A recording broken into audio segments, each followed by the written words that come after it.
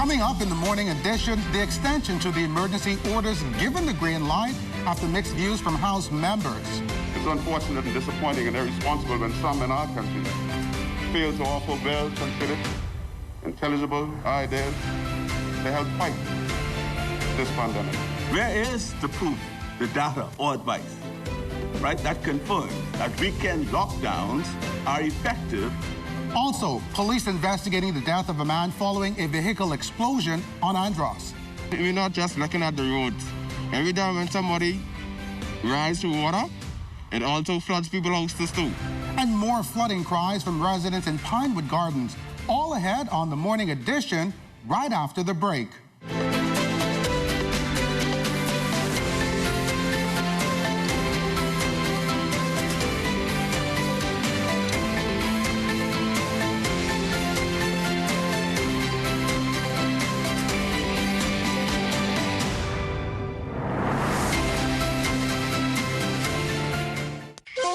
Today's fast-paced life, living in a healthy lifestyle and getting close to nature can be a luxury. Ancient Chinese Secret brings to you Reuse Slim and Benefit Slimming Tea. Both products are created by a combination of traditional culture and modern technology with Chinese natural herbal ingredients. Detox your body, burn the fat, and take a bath for your intestines today.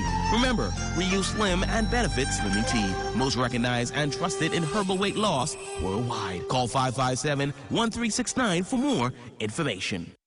During this pandemic, it is our duty to ensure that all citizens, residents, and visitors are adhering to the COVID-19 safety protocols. Every business establishment must have distance markers 6 feet apart, indicating where each customer must stand at checkpoints. Have a hand sanitizing station visible at the entrance of the store for all customers to sanitize their hands before entering the store. I am Ambassador Otario Farangen of the COVID-19 Enforcement. Save a life that may be yours. This message brought to you by the Ministry of National Security in conjunction with the Broadcasting Corporation of the Bahamas.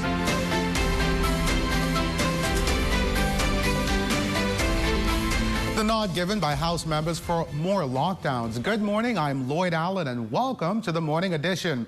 Now, the extended emergency orders to November 30th has made its way through the lower house. We are told 14 members voted for the resolution.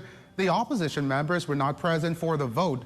This morning, the order will be debated in the Senate. Now, prior to its approval, the Member of Parliament for North Abaco and Minister of Foreign Affairs, the Honorable Darren Henfield, led debate on the resolution. He pointed out that the orders are critical to the national effort in winning the fight against COVID-19. Many are tired of the pandemic, Mr. Speaker. We want to return to our former lives. We want to see our friends and families and colleagues like we used to. There is exhaustion with restrictions. This is understandable. We are social creatures as human beings. We derive meaning and happiness and support from close, intimate bonds with others. While this frustration is understandable, we as a people must also be wise. The pandemic is not close to being over. It will last well into next year. In fact, the world and the Bahamas may be currently heading into the worst period of the pandemic. Now, Progressive Liberal Party leader Philip Davis maintains the opposition does not support an extension of the emergency orders. In his contribution to the debate, Mr. Davis said lockdowns are not a plan. They are evidence of an ongoing failure to find and isolate the virus to stop transmission.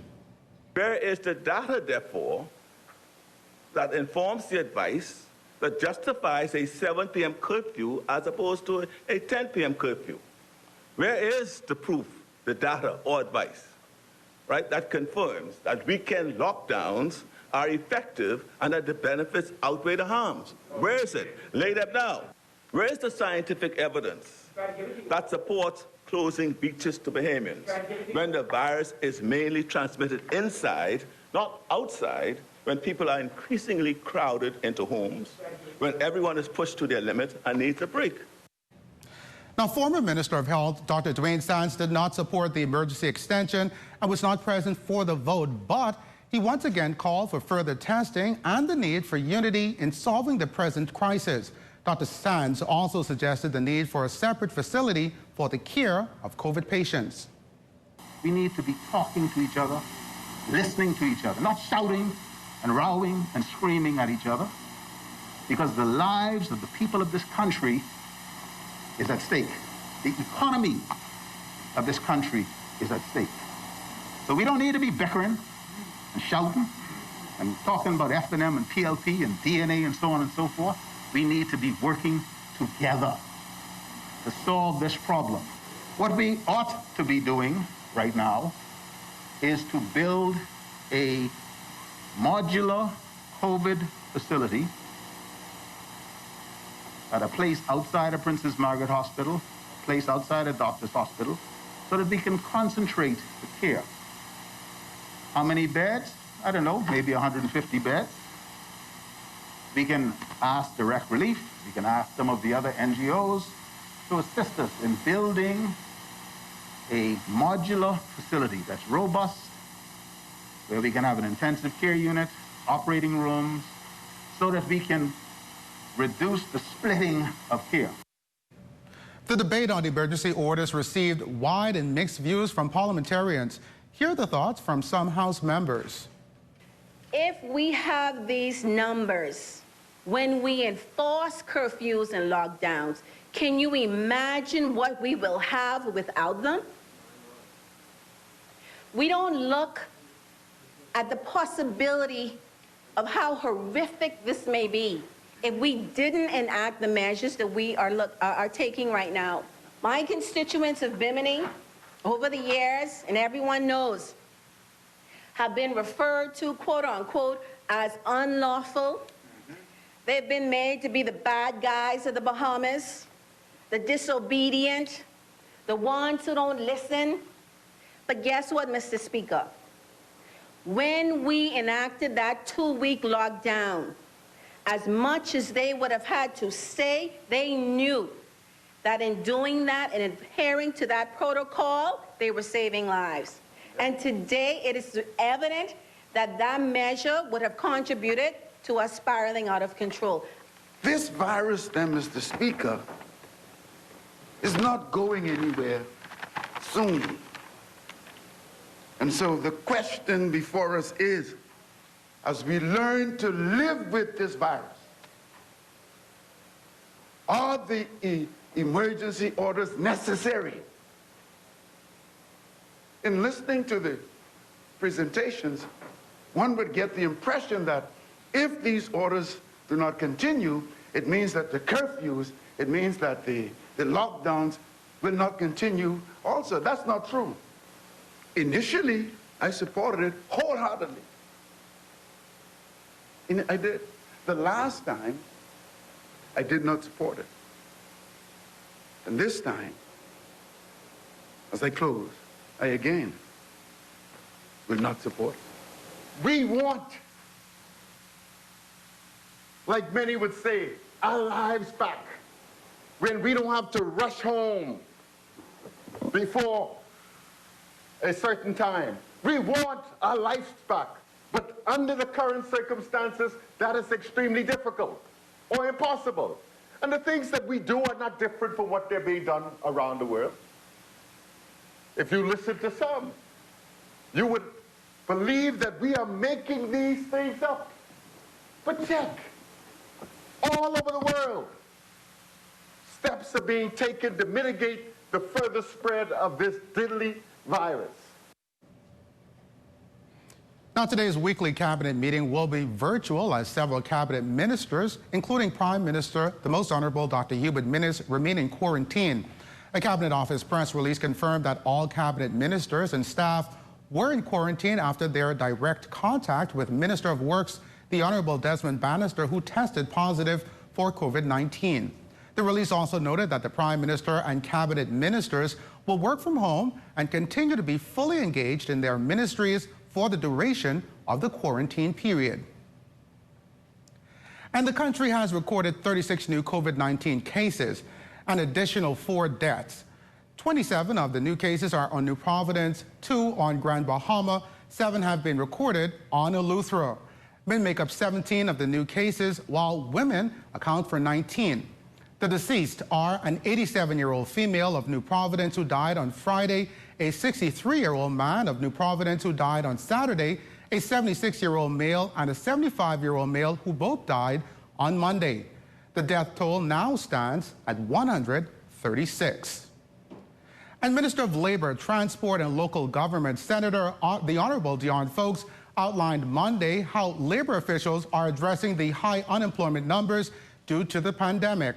While labor surveys conducted by the Department of Statistics to calculate the unemployment rate have been suspended, Minister Fowkes revealed during his national press conference Monday afternoon that it is difficult to estimate the current unemployment rate now, although most of the unemployment numbers have been significantly generated in the tourism sector. Before the pandemic, we had an employment rate around 10%. Our workforce in the Bahamas is around 225,000 Bahamians. And I want to repeat that, 225,000 Bahamians from Inagua to Grand Bahama. I do not know, and the Ministry of Finance, it's difficult to calculate or even to estimate what the unemployment rate is now. The last figure from National Insurance revealed that the unemployment assistance that the Ministry of Finance is funding, that there are 29,000 Bahamians who are getting that assistance. Labor Minister Fowkes is also confident that unemployment numbers will decrease, over the major hotels, or the opening of those major hotels. Atlantis has already made an announcement that they will start their partial reopening in December. So some of the employees from Atlantis will go back to work. We're very pleased about that. We are hopeful that Bahama will follow Atlantis and do the same, and also the other hotels. But I'm happy to report that since the initial lockdown and the initial layoffs, which were thousands of Bahamians, many of them, the vast majority of them, are now back to work. The vast exception is in the tourism sector, the transport sector, for example, the taxi cab drivers, the limo drivers, the hair braiders, the straw vendors, and some retail outlets, in particular those on Bay Street. Good morning, viewers. We are coming to you from Robertson Road in the area of Marathon Mall. Traffic may not be as busy as you can see right now, but it has been up and down all morning. We'll be talking about the left turn coming up later on in the traffic report.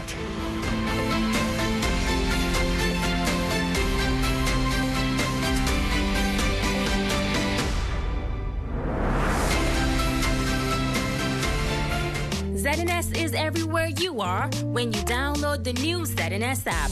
Watch our live channel to keep up with what's going on in the nation. News updates, we've got you covered. Tune into our radio stations with just a swipe. On the road, on the go, we're here with you. Available for download on the App Store and the Google Play Store. We play just like your kids. We text just like your kids. We learn. We even cook. We take selfies. We have hobbies. And we love sports. In every way, we are just like everyone else and enjoy the same things and live our lives every day, just like you do. So if you happen to meet us, treat us just like everyone else. Because at the end of the day, we're just like you. Living life with Down syndrome is simply living. To learn more about Down syndrome, call 727-2105. This message is brought to you by the Grand Bahama Down Syndrome Society. We, the body of the Bahamas Association of Medical Technologists, or BAMAT, offer this pronouncement because our celebratory activities were suspended. We wish to say thank you to all essential healthcare workers, police and defense force officers, and to encourage the youth of this nation to seek out fields in the medical laboratory profession. And to let you know that this is a viable option for a successful and rewarding career. Scholarships are available through the Ministries of Health and Education to help you reach your goals. This announcement is brought to you by the Bahamas Association of Medical Technologists in conjunction with the Broadcasting Corporation of the Bahamas.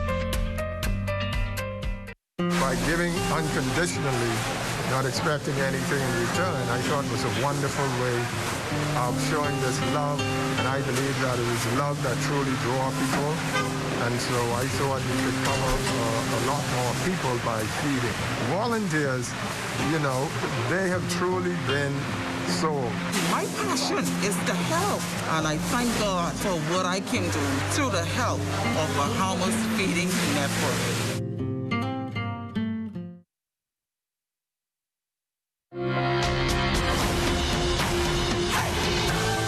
Well, Charles Fisher and the Morning Edition traffic team standing by with their Tuesday traffic morning commute.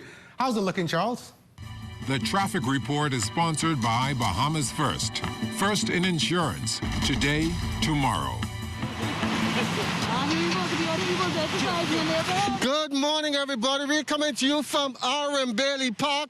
But before we get into the walkers here at R.M. Bailey Park and the traffic on Robinson Road and the Marathon Mall area, we're now joined by Sergeant Cresnia Johnson. Cresnia, as always, overnight traffic matters. Okay, a pleasant good morning to you and a pleasant good morning, Bahamas. Over the 24-hour period, we have a total of 10 accidents, 9 of which involved damages, and 1 traffic accident that involved some injury. We now have 8 persons who are hospitalized as a result of being involved in a traffic accident. It seems that people are still out on the streets past the 7 o'clock curfew. Yes, and we just spoke about that on yesterday, and we find that we advise the general public reference to vehicles being on the road at that time. But again, we find that a number of persons did not plan ahead and were not in their homes and securely in their homes around that 7 o'clock hour. So, of course, we have a number of persons being cited, some persons being arrested. So, again, we are asking the general public, as much as possible, we are pleading to you, get indoors before that time. A good time that we recommended yesterday was at 6:30 period, and the latest at 6:45. But within that window, you're able to get to where it is that you need to get. Now, another thing, if you find yourself traversing the street during that time, it's close to that 7 o'clock hour, a lot of persons begin to speed, and that contributes to a number of our traffic accidents involving injuries. So as a result of this, we are again asking as much as possible to plan ahead. Plan what it is that you have to do that throughout the day, and to recognize the fact that, guess what, the road is going to be busy. Not only you are going to be traversing the streets, a number of persons are going to be doing the same, so they need to get to where they need to go. So please do so ahead of that lockdown period. We're talking about busy street. We're here in the Marathon Mall area, intersection of Robinson Road, and it's busy already. We're seeing some infractions already. Persons not using the left lane properly. Yes, you know, that's one of our number 1 infractions within this area, besides failing to adhere to the traffic control light. Besides that, we know everybody's familiar with this lane, this eastbound lane, and we find that persons who are going to turn onto the east-west highway, you have that lane once it's blocked. Drivers are still forcing their way over into that lane, especially when the light changes, in order to go along that route. So again, we find that is failing to keep left, and that causes a number of accidents, especially when persons do it in such an erratic and hazardous fashion. You have persons who just swing over into that lane, and that's failing to keep left. Those fines range anywhere from $100 to they can even go into dangerous and reckless driving. I'd like to say kudos out to our cameraman, Rodney Davis, who's doing a superb job this morning getting all those shots. And now we are here on R.M. Bailey Park. We're seeing some things. Yes. Persons are exercising. Some wearing a mask, some not wearing a mask. but they are breaking a major law. Yes, they are. Well, as we again reflect on the different protocols that are in place as it pertains to exercising, because some people probably just don't know. Let's assume that fact. Okay, so if that is the case, like we have advised several persons on the park this morning, you're not to be on this park. Parks and beaches, they are closed during this time, and we want to avoid exactly what you see this morning. Persons are on the park. A number of persons said they can't wear their mask because it's going to hinder their breathing. All of this is being taken into account, and this is why, or this contributes to the reason why the parks and beaches are closed. We want to encourage exercising to be done between the time period of 5 a.m. to 7 p.m., and that is to be done in your neighborhood. On the weekend, that is your exercise period is to be conducted in your yards. And again, during that time, I just want to advise you to be vigilant, because even though you are in your yards or in your neighborhoods, you still do not want to make yourself a target and make yourself available to any offender who's seeking to come at you. So at the same time, again, we're looking out for your health and your safety as much as possible. We're asking again for you to adhere to the lockdown period, and again, being on the parks and beaches, again, as I reiterate, they are closed, and you need to, as much as possible, to wear your mask. All of these situations can be avoided. These are behavioral offenses. These are something that you can avoid getting into. So if you can avoid this problem, please avoid it. Sergeant Crescenia Johnson warning some of the persons here on the park this morning to please wear your mask. It may be difficult while you're exercising and trying to breathe, but it's all for safety and health concern. Yes. So again, we reiterated, we've heard the cries of several persons out here this morning. Some persons were wrong and strong, but we're advising that even though you're wrong and strong, that we do have the law on our side as relates to public safety and health, and we're looking out for the public safety and health of everybody. So please, once you're doing these acts, be advised that you are at fault and you're going to face some consequences for your actions. So once again, the R.M. Bailey Park and all parks and beaches are closed. You're not supposed to be exercising. So these persons out here are going to get warned from Sergeant Crescenia Johnson, and matters will follow. Back to you in the studio. Well, thanks a lot, Fisher. Police in Andros are investigating the death of a man following a vehicle explosion. Now, details surrounding the incident are still sketchy, but we understand police are probing the matter to determine exactly what occurred prior to the death of the male resident of Mangrove Key. And 3 persons walking away with just minor injuries following a boating accident in the Dover Sound area in Grand Bahama. We are told the boat was seen spinning in circles in the water for several minutes after the captain of the vessel reportedly fell overboard. We spoke to Superintendent Teresita Pinder at the scene. Officers of the Northeastern Division responded quickly to the scene. Here they met a 19-foot Boston whaler that was grounded here at the Dover Sound Point. And also they met 3 passengers, 2 males and a female, one of the males being the captain of the boat. The EMS personnel were also on scene, where they took all 3 passengers to the Ram Memorial Hospital with non-life-threatening injuries. Police say their initial investigations have uncovered a possible cause of that accident. Police can say at this time that alcohol seemed to be a factor here at the scene. We are, again, appealing to members of the public. Driving under influence is the same as it is on our streets, as it is on our sea. You cannot drink and drive. As you can see, the ending results of that matter, where there was a serious incident, lives could have been lost, persons could have been drowned. Thank God it didn't happen. We're appealing to members of the public, especially our boating personnel, please, let's not drink and drive. Meantime, a team from the Civil Aviation Department visited Grand Bahama yesterday to investigate an aviation incident that occurred on Saturday at the Grand Bahama International Airport involving an American Eagle aircraft. Initial reports say Flight 4149 en route to Freeport from Mama encountered a mechanical difficulty upon landing and skidding off the runway before coming to a stop some 15 feet, damaging the rear landing gear. 25 passengers were on board, including 12 Bahamians, 8 American citizens, and a Romanian, along with 4 crew members. 2 passengers were taken to hospital for non-life-threatening injuries.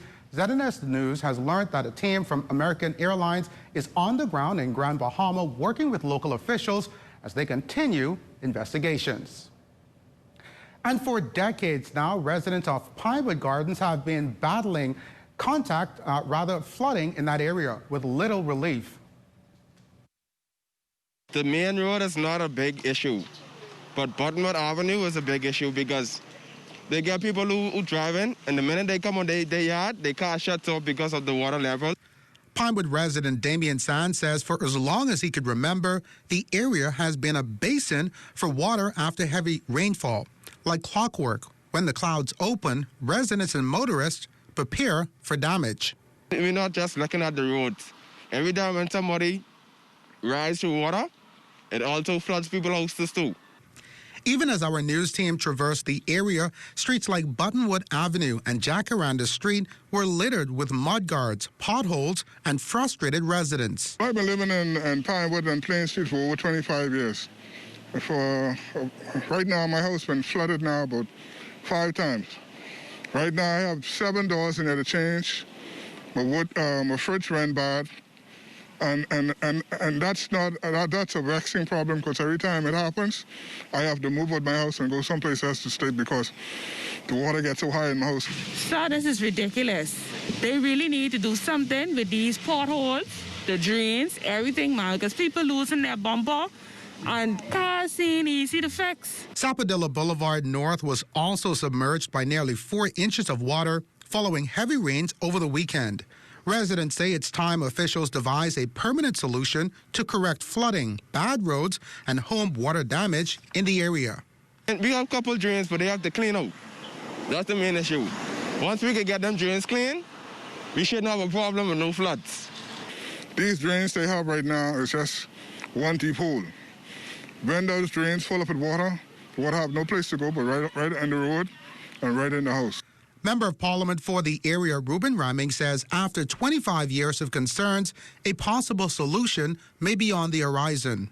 There is a situation with the Courage drainage, though there are many, and though, as I have reported to the community on numerous occasions, there are additional wells scheduled to be drilling, and there has already been a contract signed for the deepening of existing wells, regardless of whether it fixes the problem or not. We must always do our best. So there are new works that have already been scheduled. COVID has delayed some things, but they are in queue now as we speak. Ramming adds he is aware of concerns by residents as drains have been previously cleared, but adds that as the issue didn't develop overnight, a viable solution will take time. The previous budget debate, they would have heard out of the mouth of the Minister of Works that monies have already been allotted for the testing of a pilot program flood remediation system in New Providence. Ramming says while no launch date for the project has been given, Pinewood will be the first to benefit from any long-term project to correct flooding in the country. And we'll take another break at this time. On the other side, a look at weather.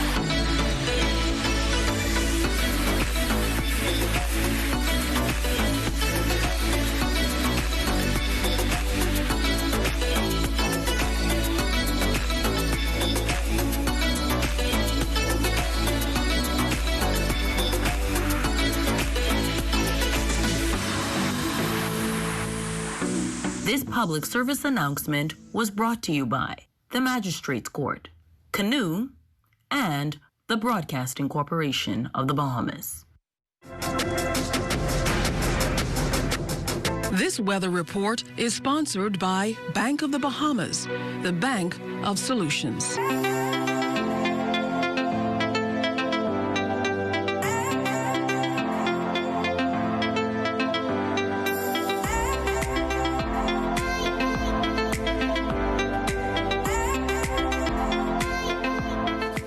We thank you for continuing to make ZNS your #1 news and information network. Only the sun covers the Bahamas better than ZNS. Have a great Tuesday, Bahamas. Deep in the bush, I tell you. Tell me now how you feeling. Why let me be overstructure? Got pressure, I got the healing. The bush woman, that's what they call me. Come to me if you need a cure. You're gonna get your high fever, boy. I got what you're looking for. Something to relieve the pressure, something to relieve the pain. This bush, it got plenty power, cause the blind man to see again. Come and get you some of this. You know you need it.